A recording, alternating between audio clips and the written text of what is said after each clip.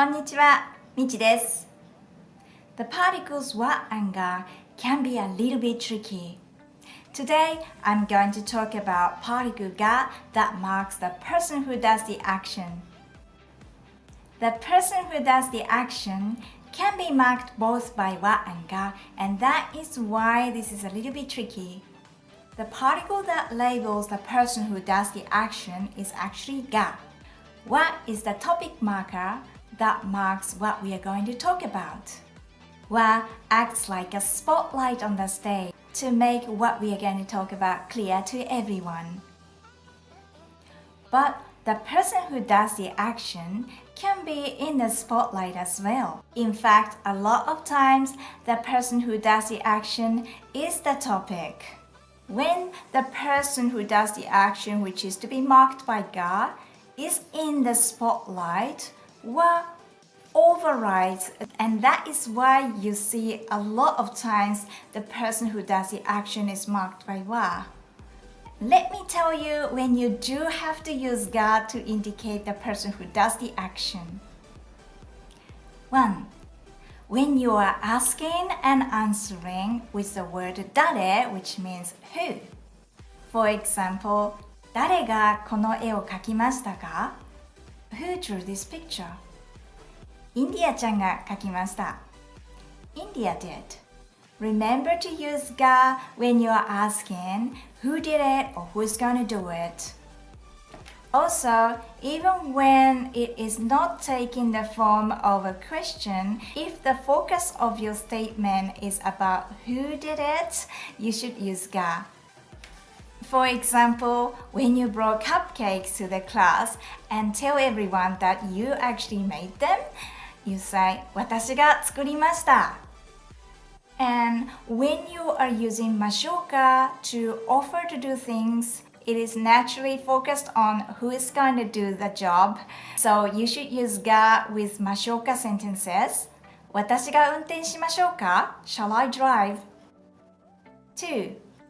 When you have a clause in your sentence, you need ga.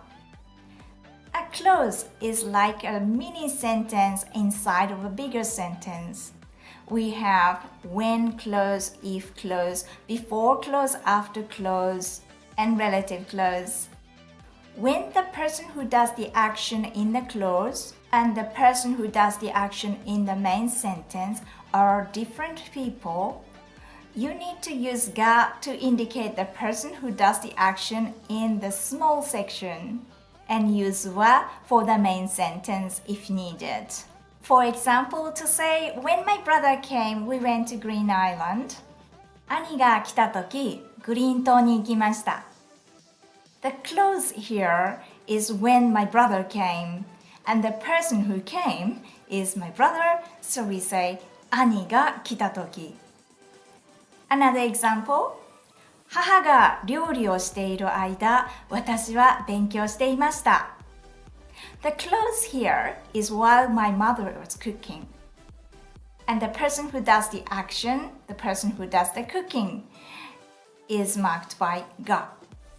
Another example, 子供が寝たらホラー映画を見ましょう。When the kids gone to bed, let's watch a horror movie. The clause here is after the kids gone to bed. So the kids are marked by ga. And the main sentence here is let's watch the horror movie, and the actor here is we, but it's not mentioned. And same for relative clauses. For example, 彼がくれたネックレスをなくしてしまいました。I lost the necklace that my boyfriend gave me. The necklace that my boyfriend gave me is the clause here. The giver is the boyfriend, so 彼 is to be marked by ga. 3. And this one is probably the most elusive one of all. Most textbooks describe this as the new information. You know what puts the spotlight on the topic? But when the topic person is not on the stage yet, we can't really use the spotlight, can we? So you must put the person on the stage first and then put the spotlight on. And when you are putting this person on the stage, you must use ga. It's like, please welcome this person to the story, and then put the spotlight on them. For example, when you are telling a story like, a friend of mine is coming from Japan next week. She is staying in Cairns for a week, so I can't come to class next week. You say, 来週友達が日本から来ます。